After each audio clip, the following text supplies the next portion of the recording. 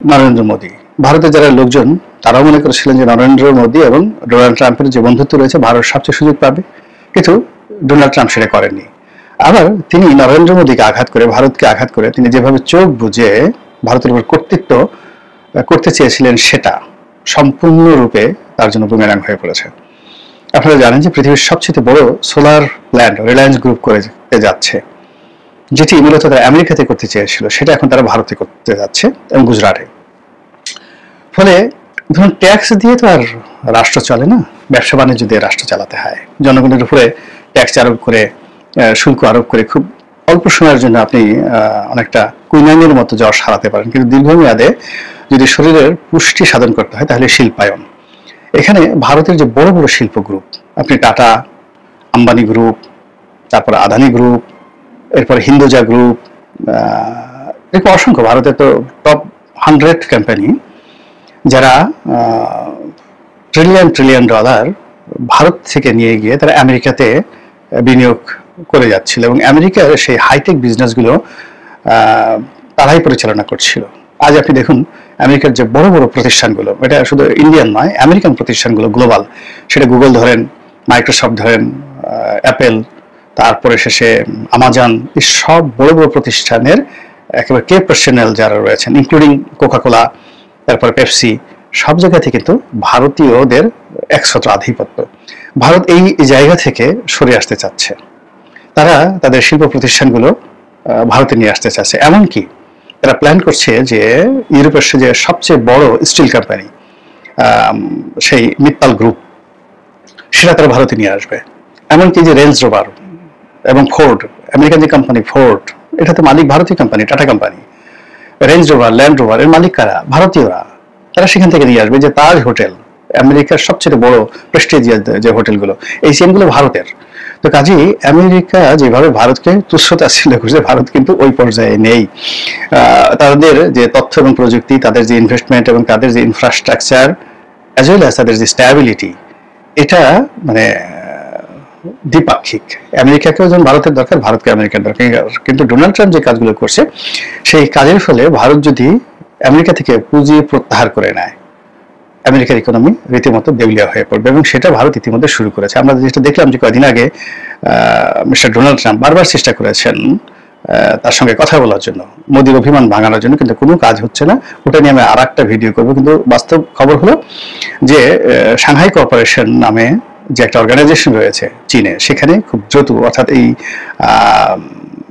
খুব মানে সম্ভবত সামনের সপ্তাহে mister Narendra Modi, mister Vladimir Putin এবং মিস্টার শি জিনপিং, তো ওনারা শীর্ষ বৈঠকে মিলিত হবেন এবং সেখানে এশিয়া রাজনীতি, বাংলাদেশ প্রসঙ্গ, তারপর আরো অনেক কিছু সেখানে আলোচিত হবে। এবং আলোচিত হওয়ার ফলে কি হচ্ছে, আমেরিকার যে কর্তৃত্ব পলিসি, এটা ভারত এই প্রথমবারের মতো তারা চ্যালেঞ্জে জানাতে যাচ্ছে।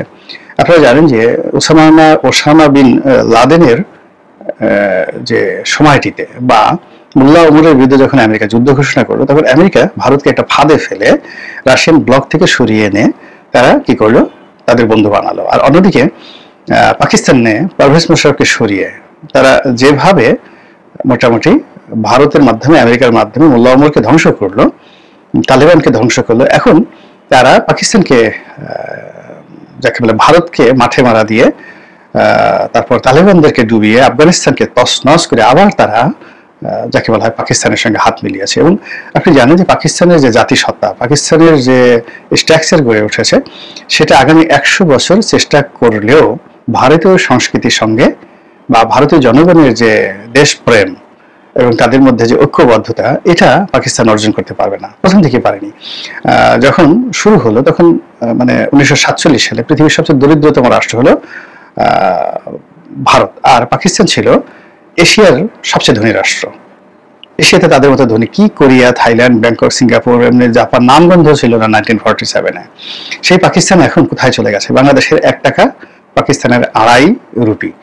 তো সেই পাকিস্তানকে আমরা যারা বাংলাদেশের লোকজন মাথায় করে নাচছি এবং মনে করছি যে আমেরিকার সহযোগিতা নিয়ে, পাকিস্তানের সহযোগিতা নিয়ে আমরা এটা করবো ওটা করবো, এরা যে কত যাকে বলা হয় পশ্চাৎপদ অবস্থায় রয়েছি, এটা বোঝার জন্য আমি বলবো যে আপনারা লালু প্রসাদ যাদব, নীতিশ, মমতা ব্যানার্জি, কিংবা একেবারে যাকে বলে হাল আমলে যে আম আদমি পার্টির যে রাজনীতি, সেই রাজনীতি নিয়ে অনুশীলন করুন। জয়ললিতার রাজনীতি, রামচন্দ্রনের রাজনীতি, সেগুলো গবেষণা করুন। তাহলে আপনি বুঝতে পারবেন যে দিল্লির সঙ্গে বা প্রতিদ্বন্দ্বীদের সঙ্গে ভারতের যতই দ্বন্দ্ব সংঘাত মারামারি থাকুক না কেন, তারা কখনো অখণ্ড ভারতের বিরুদ্ধে যায় না। ভারত বিরোধী কোনো শক্তির সঙ্গে দুনিয়া উল্টে গেল ভারতের কোনো রাজনীতিবিদরা যায় না, যেটা পাকিস্তানি লোকজন করে। আর আমাদের মধ্যে যাদের শরীরে পাকিস্তানের আদর্শ আছে, রক্ত আছে, বীজ আছে, আপনি তো বুঝতে পারেন আমাদের চরিত্রের কোন অবস্থাতে, এবং সেই চরিত্র নিয়ে আমরা যতই ডোনাল্ড ট্রাম্পের দিকে তাকিয়ে থাকি না কেন, এতে আমাদের কোনো উপকার হবে না। উল্টো ডোনাল্ড ট্রাম্প নিজে তার দেশকে, তার অর্থনীতিকে যে বিপদ এবং বিপত্তির মধ্যে ফেলে দিচ্ছেন, তাতে করে ইউরোপের সঙ্গে তার সম্পর্ক, মধ্যপ্রাচ্যের সঙ্গে তার সম্পর্ক, রাশিয়ার সঙ্গে তার সম্পর্ক, তুরস্কের সাথে তার সম্পর্ক, কানাডা, মেক্সিকো, এমনকি কিউবা, এই রাষ্ট্রগুলোর সঙ্গে তাদের যে সম্পর্ক রয়েছে, পুরো সম্পর্কটি রিভার্স হয়ে যাবে খুব দ্রুত। তখন দলে দলে আপনি দেখবেন এখন যারা আমেরিকাতে যাচ্ছে, দলে দলে আমেরিকার কাছে পালানোর জন্য তারা ছুটবে।